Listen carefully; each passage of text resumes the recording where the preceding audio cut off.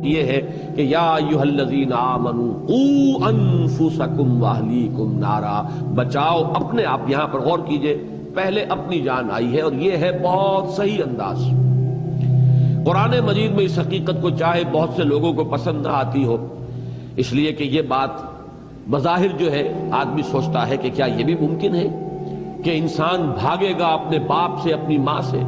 یوم یفر المرء من اخیہ وامہ وابیہ وصاحبتہ وبنیہ لکل امرئ منہم یومئذ شأن یغنیہ وجوہ یومئذ مسفرۃ ضاحکۃ مستبشرہ۔ قیامت میں تو نفسی نفسی کا معاملہ ہوگا، میں بچ جاؤں، میں چھوٹ جاؤں، باقی سب جہنم میں جھونک دیے جائیں، جھونک دیے جائیں۔ چاہے میرے اولاد کو جھونک دو، میرے والدین کو جھونک دو، میرے بہنوں بھائیوں کو جھونک دو، میری بیوی کو، یا بیوی کہے گی شوہر کو جھونک دو، مجھے کسی طریقے سے بچا لو۔ قرآن مجید کی تو نص صریح ہے، یوم یفر المرء من اخیہ وامہ وابیہ وصاحبتہ وبنیہ۔ اسی طریقے سے وہ جو سورہ معارج میں فرمایا گیا کہ یہ انسان تو چاہے گا کہ لو یفتدی من عذاب یومئذ ببنیہ وصاحبتہ واخیہ وفصیلتہ التی تؤویہ ومن فی الارض جمیعا ثم ینجیہ۔ کسی طریقے سے سب کو فدیے میں لے لے، بیٹے کو بھی، بیوی کو بھی، اور ماں باپ کو بھی، رشتہ داروں کو بھی، میرے پورے کنبے اور گھرانے کو بھی، یہاں تک کہ تمام انسانوں کو جھونک دے، کسی طرح مجھے بچا لے۔ یہ نفسی نفسی جو حشر میں ہونی ہے، یہاں بھی آپ کے سامنے رہنی چاہیے کہ آپ سب سے پہلے اللہ کے ہاں جواب دے اپنی ذات کے لیے۔ باقی کے لیے آپ صرف کوشش کر سکتے ہیں، اولاد کے لیے کوشش کر سکتے ہیں، بیوی شوہر کے لیے، شوہر بیوی کے لیے کوشش کر سکتی ہے، والدین کے لیے آپ کوشش کر سکتے ہیں۔ کیسے گڑ گڑا کر حضرت ابراہیم نے اپنے باپ سے کہا، یا ابت لم تعبد ما لا يسمع ولا يبصر ولا يغني عنك شيئا یا ابت انی قد جاءنی من العلم ما لم یاتک فاتبعنی اهدک صراطا سویا یا ابت لا تعبد الشیطان ان الشیطان کان للرحمن عصیا یا ابت انی اخاف ان یمسک عذاب من الرحمن فتکون للشیطان ولیا۔ کیسی عاجزی کے ساتھ، کس طریقے سے ادب کو ملحوظ رکھتے ہوئے، کیسے گڑ گڑا لیکن نہیں ماننے لائق شخص۔ تو آپ دوسرے کے لیے کوشش کر سکتے ہیں صرف، جیسے کہ حضور سے خطاب کر کے فرمایا گیا انک لا تہدی من احببت ولکن اللہ یہدی من یشاء۔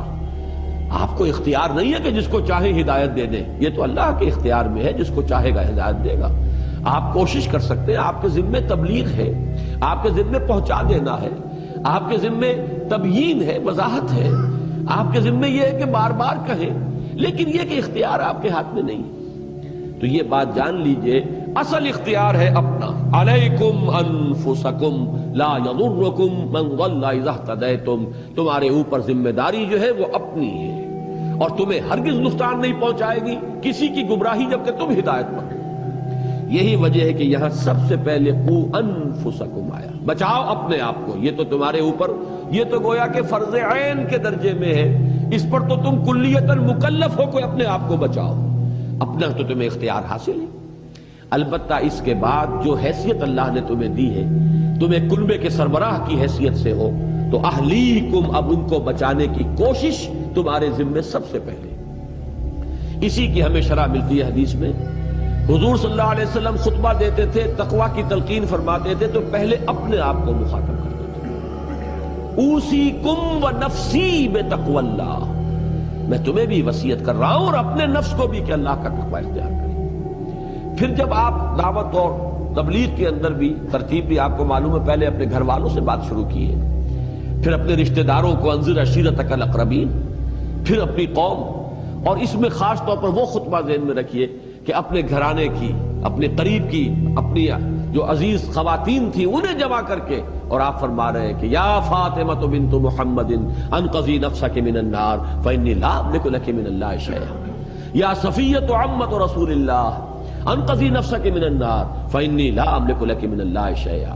اے فاطمہ، محمد کی لخت جگر، بچاؤ اپنے آپ کو، نکالو اپنے آپ کو جہنم سے، آگ سے، اس لیے کہ قیامت کے دن مجھے تمہارے بارے میں کوئی اختیار حاصل نہیں ہوگا۔ اے صفیہ، محمد کی، اللہ کے رسول کی پھپھی صلی اللہ علیہ وسلم ورضی اللہ تعالی عنہا، انقذی نفسک من النار فانی لا املک من اللہ شیئا، میں تمہیں اللہ کے ہاں میں کام نہیں آ سکوں گا، مجھے کوئی اختیار حاصل نہیں ہوگا، اپنے آپ کو بچانے کی کوشش کرو۔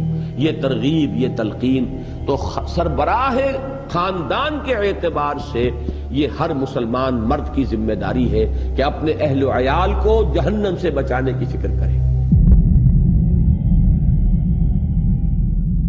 اے لوگو جو ایمان لائے ہو، بچاؤ اپنے آپ کو اور اپنے اہل و عیال کو اس آگ سے جس کا ایندھن انسان اور پتھر ہوں گے، جس پر نہایت تند خو اور سخت گیر فرشتے مقرر ہوں گے جو کبھی اللہ کے حکم کی نافرمانی نہیں کرتے اور جو حکم بھی انہیں دیا جاتا ہے اسے بجا لاتے ہیں۔